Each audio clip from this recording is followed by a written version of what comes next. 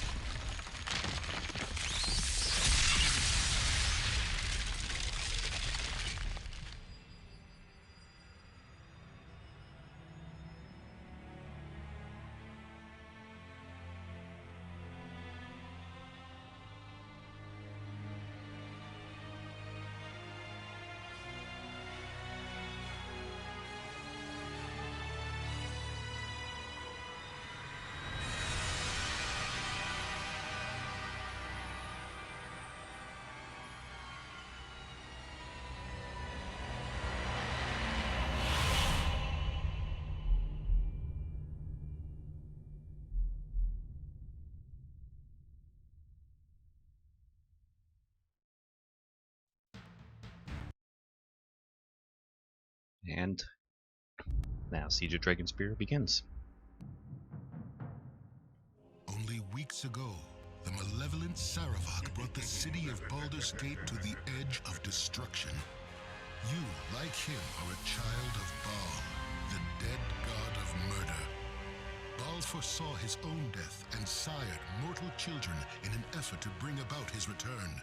Sarevok intended to become the new Lord of Murder. You put an end to Sarevok's plans and slew your half-brother. With his passing, you became known as the hero of Baldur's Gate. Now, a new threat casts a shadow over the city. A massive army on a holy crusade has thrown the Sword Coast into turmoil. Little is known of the crusade's leader, the charismatic warrior Kalar Argent. Those who follow her revere her as the Shining Lady, but her background and goals are shrouded in mystery. Some say she is divine, a hero sent by the gods to crush evil no matter the cost. Others whisper that she is another spawn of Baal, intent on following the same path as Sarevok. One thing above all else is clear. If the Sword Coast is to find any measure of peace, Kalar Argent must be stopped.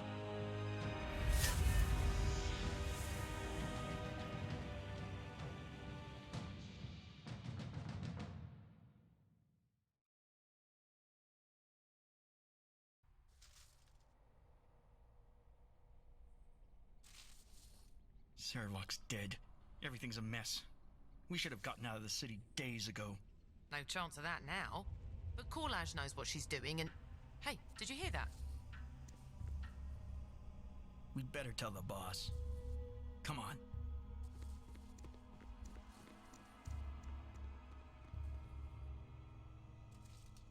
Ugh, smells like moldy bones down here.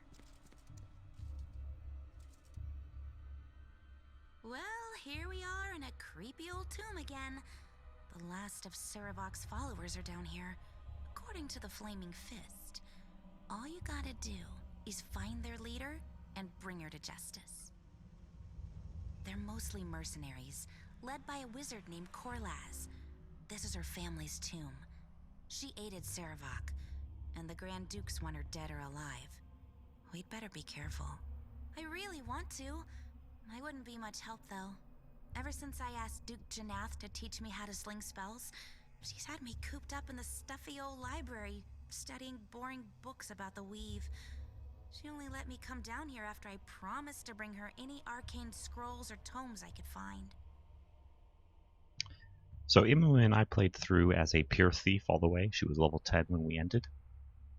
In canon, she dual classes to a mage somewhere around, I think, level 6 or 7. But so basically, during Siege of Dragonspear, she's off becoming a mage, and in Baldur's Gate 2, then she is dual classed, and that's why she's, I think, not available as a character.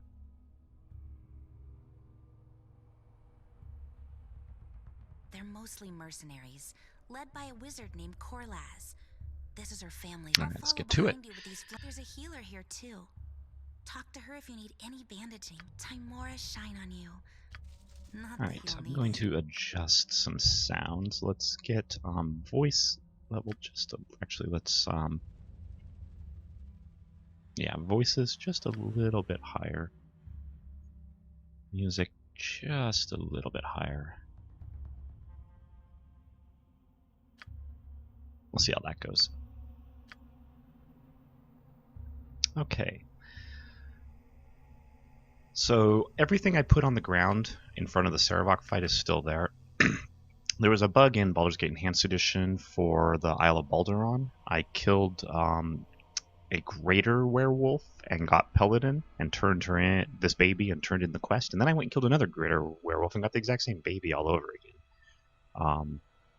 So I kind of threw a bunch of trash on the ground while I was trying to empty out Imoen's, and these are the items from the other creatures. You want me? Well, creature isn't the right word. The other mage that was with Sarevok. One of the guys did not get killed. Oh, Rancor, that's Dorn's sword. I don't know why that was on the ground, because I did not throw it down. So my inventory is an absolute mess. And we're going to do a little bit at the very beginning of this episode, just trying to clean up. So I will probably cut this episode a little short. That way I actually start gameplay in episode 2. So if you want to just jump straight to the gameplay, you can go ahead and skip to episode 2. If you'd like to kind of take a look at my characters while I go through all this, we'll do that right now. So I played as a multi-class fighter cleric, so I reached level 7. My stats are pretty good. I didn't actually roll that long. I think I got a total roll of 85 attribute points, like on my second or third roll. So I'm playing a half orc, so I bumped out strength at 19. I think my wisdom was 18 because I'm a cleric, and then plus all of the tomes you get in Baldur's Gate, that popped me up to strength 20 and wisdom 21. Wisdom 21 isn't really a big of a deal; it just gives me a lot more cleric spells. Let's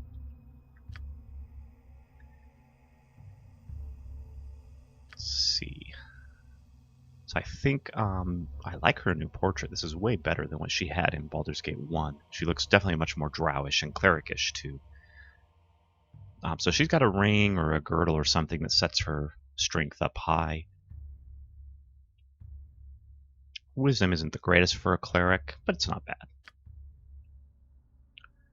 And Edwin. So the one downside to this party, which was a downside all through Baldur's Gate 1, is I have no way to identify items. I have to spend money to identify. And it is a weakness in this party because I did not triple class or dual class fighter mage on myself. And Edwin is a it's not a sorcerer. What is his? Conjurer, right. So he is unable to cast the class of schools that includes Identify. So I will always constantly be running around with all kinds of stuff. Like, I got this armor right before the Sarevok battle, and I did not run back to the city to identify it. So I have no idea if it's better than my Onkeg plate armor. So I guess we're going to have to see. But let's fix... Right, so Safana started with studded leather armor 2, but I'm going to give her Imoen's former studded armor 3. I should have some rings. I thought maybe they're on the ground. No, maybe I put them in the. Let's give the gem bag to Safana. Makes sense that the thief will keep the jewels.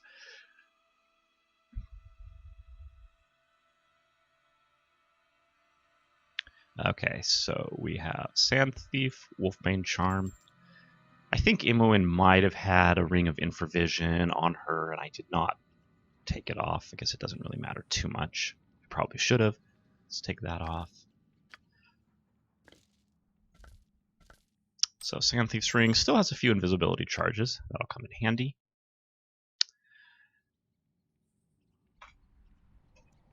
Speak and be gone. Oh, good. I was a little worried because Sweetheart? she was only level 7, so it looks like I get to auto-level her up to 10, I'm thinking. So we're going to give her Short Sword because Imoen had a +3 Short Sword. She can't go past 1 proficiency anyway. She's already got Dart and Short Bow, so that's good. I'm not going to take her all the way up to 100 just yet, because probably at the beginning of the game, 95 will be sufficient. Let's go ahead and put a bunch... Let's take her up to 50 in pickpockets. I do like to occasionally be able to pickpocket things. And let's really boost up Hidden Shadows. I did not have Imoen's Hidden Shadows up very high, and it was always a little bit of a pain. Detect Illusion would be nice to get, but I'm hoping I can put some points into there after I finish getting most of these to 100. Open Locks and Fine Traps, I don't think I really need to take past 100, but you get penalties to Hidden Shadows in daytime, so taking this past 100 is good. Move Silently, I think you get some penalties based on armor, maybe. So having this higher is good, and Pickpockets, I think maybe some penalties can get applied based on the character you're trying to pickpocket. So having this higher than 100 can also help. Okay, great. She did level up to 10. It's interesting that it went from straight to 7 to 10. I didn't get to level her up 3 times to kind of see. They kind of just did it all at once. Okay, let's try to fix this inventory a little. What a mess. Starting a new game already with inventory management problems. which is not great. So let's just try to get them. And I'm pretty sure all my bags are just completely filled. Let's see. I'm not going to need Wolfsbane Charm for a while. Let's put that in the gem bag.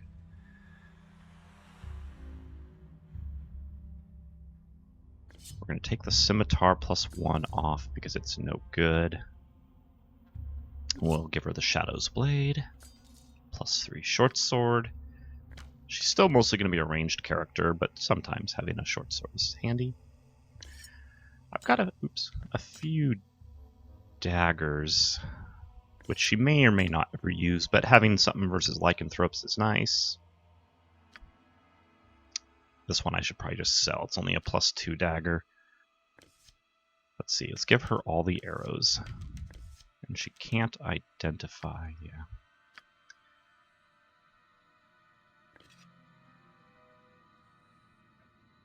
Let's see. I want to move her up 1. Okay, good.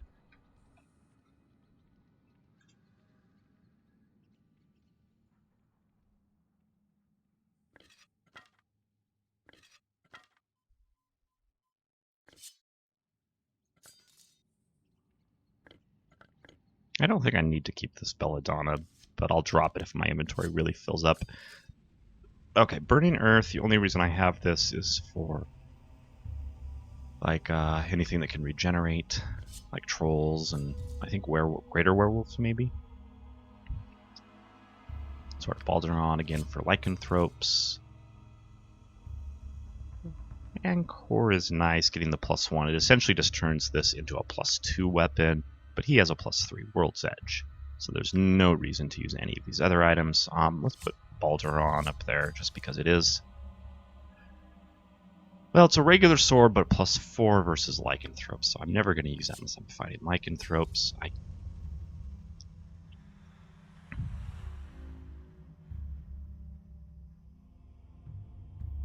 Well, this is actually great versus regenerating cult and undead, so let's put that up there. If I run into any undead, he can switch over to his one-handed plus Keel's Buckler.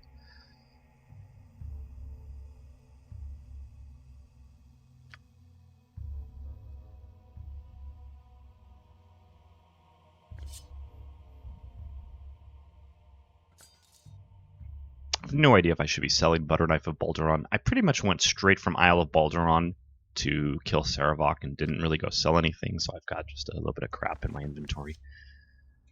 Okay.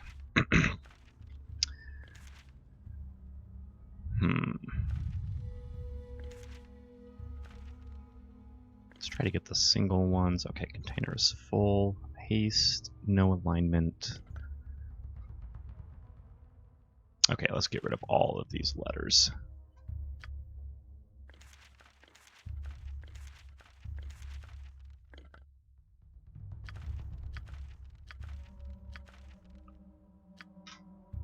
I don't think I need any of this. Yeah, I don't need any of that.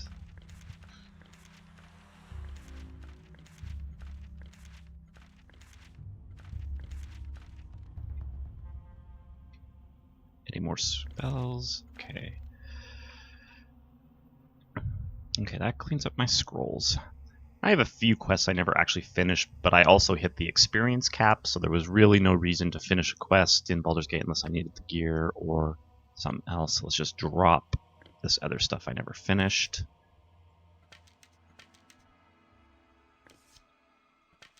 Plenty of arrows. Okay. Let's put everything I'm going to sell on you. Oh, here's a bunch of spells. Oops. Okay, 2.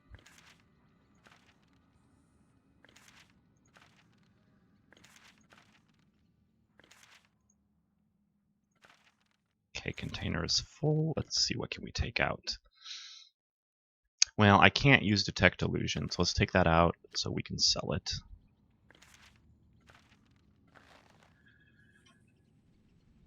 More letters. What are these letters? Okay, just letters to Sarevok. Take those out. Pretty sure my potion case might be full. Yeah.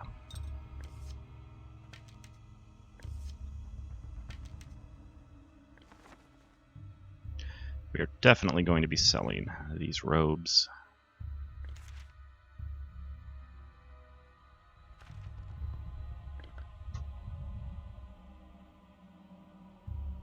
Guess let's... Oh, I have more letters. Great.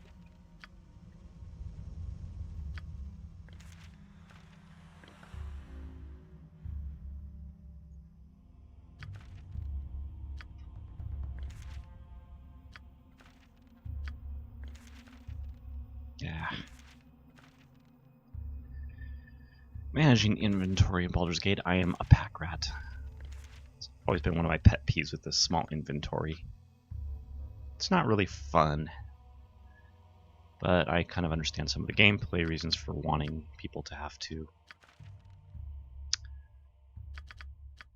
pay attention to what they're actually lugging around, make decisions, you know, based on where they're going, what they're doing. Let's see, that can sell.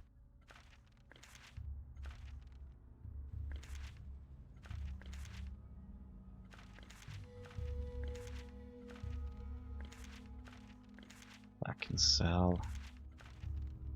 That can sell. So yeah, I'll keep haste. Keep grease. Detect illusion I can sell because I have no one who can use those.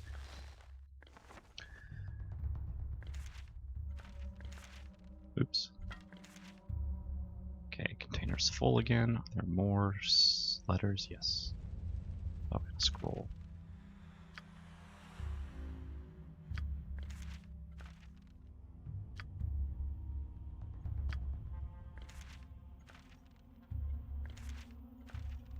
I probably should have done all this before I fought Sarevok, but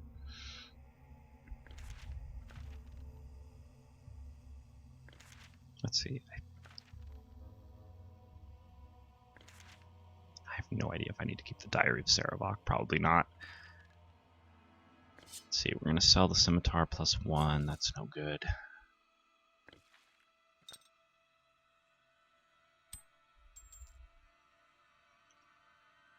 We're going to carry the golden pantaloons all the way to Baldur's Gate, because supposedly I can use it there. Baldur's Gate, from my point of view, will be mostly a blind playthrough when I get there, because it's just been too many years since I've played through it. I never beat the game anyway.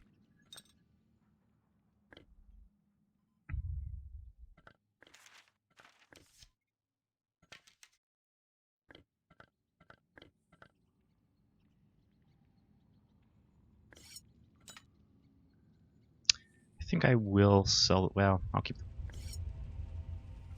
the +2 dagger over here for now. Hey, a keyring. Nice. That's new. I sure hope there are bags of holding in this game, because, man, I am a pack rat.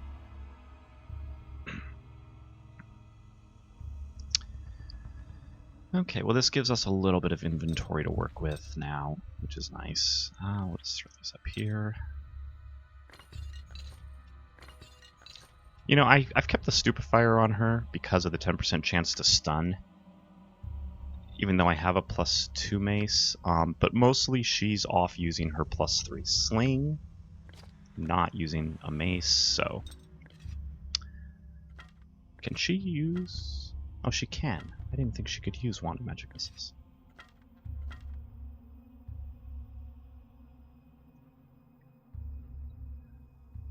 Alright, I think we are set.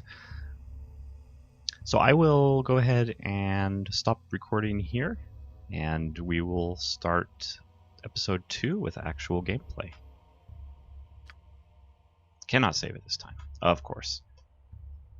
Why can't I save? Cannot save it this time. What? Alright, what else do I need to pick up? Anything? I don't think I need any Could of my this. opinion of this group drop any lower? Quickly. Try to keep up. Oh wait, what is this? Sturdy rope hanging down to the tomb offers the only viable exit from the House of the Dead. Okay, there we go. Now I can save. Dungeons. They're usually bursting with gold.